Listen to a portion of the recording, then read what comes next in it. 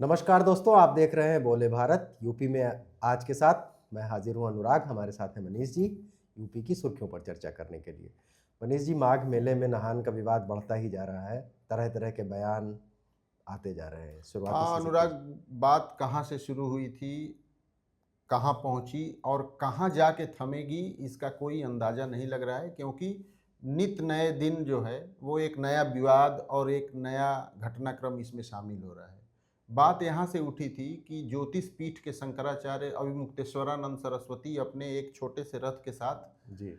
संगम घाट तक जाना चाह रहे थे, जिन्हें रास्ते में जिला प्रशासन ने, मेला प्रशासन ने रोक दिया कि उन्हें पैदल जाना होगा। इस बात को लेकर अभिमुक्तेश्वरानंद का ईगो बहुत तगड़ा हर्ट हो गया और उन्होंने वहीं वो धरने पे बैठ गए, अनशन पे बैठ गए। 4-5 दिन इस बात को हो गए हैं। उसके बाद से सबसे बड़ा इस मामले में विवाद खड़ा हुआ जब मेला प्रशासन ने अभिमुक्तेश्वरानंद को एक नोटिस भेजा और उस नोटिस में ये पूछ लिया कि आप शंकराचार्य कैसे लिखते हैं? क्या आप शंकराचार्य हैं? इस बात को लेकर जो एक अभिमुक्तेश्वरानंद का ईगो हर्ट हुआ था, वो अपने चरम पे पहुंच चरम पर गया। पहुंच और गया। अब इसमें अखाड़ा परिषद, यूपी और देश के बाकी संतों की प्रतिक्रिया, अन्य शंकराचार्यों का भी इसमें भागीदारी होने लगी है, और सभी राजनीतिक दल अपने-अपने तो शामिल तरीके हो से। ही रहे हैं। राजनैतिक दलों का तो हर ऐसे किसी मामले में शामिल होना, उनके बिना तो लगता है कुछ काम ही नहीं होगा। लेकिन अभी इसमें ताज़ा घटनाक्रम और बड़ा घटनाक्रम क्या हुआ है, इस बारे में कुछ आप रोशनी डालें? इसमें ये हुआ है कि एक नोटिस जिसका जिक्र आपने किया ही है, वो नोटिस ये था कि शंकराचार्य की पदवी को आप कैसे लिख रहे हैं, जबकि सुप्रीम कोर्ट में मामला लंबित है। ये माघ मेला प्राधिकरण ने अभिमुक्तेश्वरानंद को नोटिस दिया था। अगला नोटिस जो है उनको इसलिए दिया गया है, कहा गया है कि आपने जो वहाँ इमरजेंसी के लिए अस्थायी पुल पर बैरियर लगाए गए थे, उनको तोड़ा, पुलिस के साथ ऐसा किया।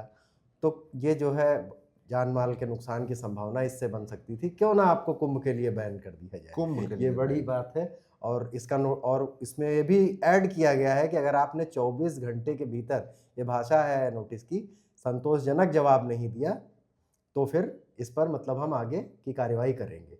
तो ये थोड़ा-सा विवाद बढ़ता जा रहा है। इस पर जो शंकराचार्य के मीडिया प्रभारी हैं, उन्होंने कहा है शैलेंद्र योगी राज ने कि अब सरकार बदले की भावना से काम कर रही है। लेकिन इसमें मनीष जी एक पहलू ये भी है कि अब संत महात्मा जो संतों के घर में जो है झगड़ा शुरू हो गया है, ये दुर्भाग्यपूर्ण है। जो है अखाड़ा परिषद का आपने ज़िक्र किया था, अखाड़ा परिषद के जो अध्यक्ष हैं गिरि जी, उनका बयान आया है।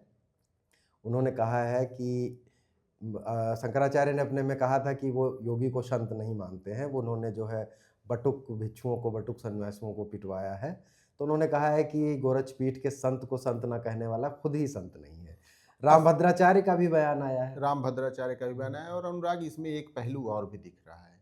दरअसल इस मामले में किसकी कितनी गलत तरीके की भूमिका रही है या किसकी क्या ज़िम्मेदारी रही है, ये तो अपनी जगह है। लेकिन इस मामले में संत भी बहुत हद तक ज़िम्मेदार हैं। आज शंकराचार्य कोई है या नहीं है, इस बात को यदि कोई पूछ रहा है, तो इसकी वजह खुद शंकराचार्यों ने पैदा हाँ, की ये है। नौबत आई ही क्यों? जैसे यूपी के सीएम योगी आदित्यनाथ हैं, तो इस बात पे कहीं विवाद नहीं है। हुँ, बिल्कुल, बिल्कुल। अब उनकी जगह 2-2, 3-3, 10-10 लोग सीएम लिखने लगें हाँ, और ये भ्रम हो जाए कि कौन मुख्यमंत्री है, तब ये सवाल पैदा होगा।